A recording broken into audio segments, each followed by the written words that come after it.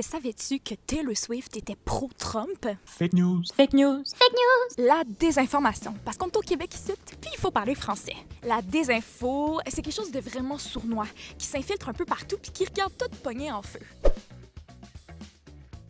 Non, mais pour vrai, la désinfo, c'est pour te tromper, pour te faire croire quelque chose et même porter préjudice à quelqu'un ou à quelque chose.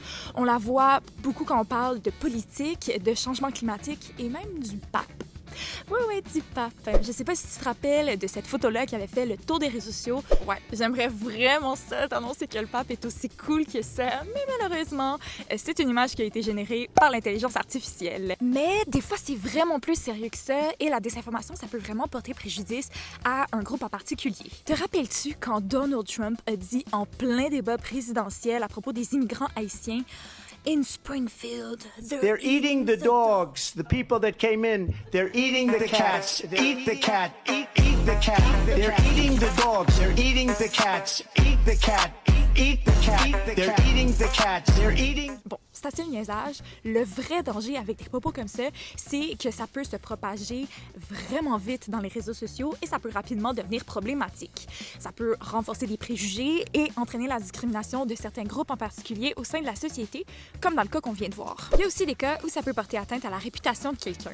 Je sais pas si je te parle de photos intimes de Taylor Swift qui ont circulé sur le réseau social X, si ça te dit quelque chose. Ben, ça s'est avéré être des images totalement générées par l'intelligence artificielle.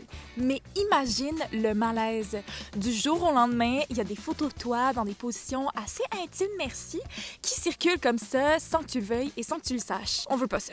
L'important, c'est vraiment de bien choisir tes sources d'informations et de pas croire tout ce que tu lis, tout ce que tu entends et tout ce que tu vois, surtout sur les réseaux sociaux. Et attends, s'il te plaît, avant de partager quelque chose sur tes réseaux sociaux, parce que c'est toi qui pourras avoir la fou après ça. Par exemple, là, avec Donald Trump qui est maintenant à la tête des États-Unis, va vraiment falloir que tu redoubles tes efforts pour pas te faire pogner sur les réseaux sociaux avec des fausses nouvelles.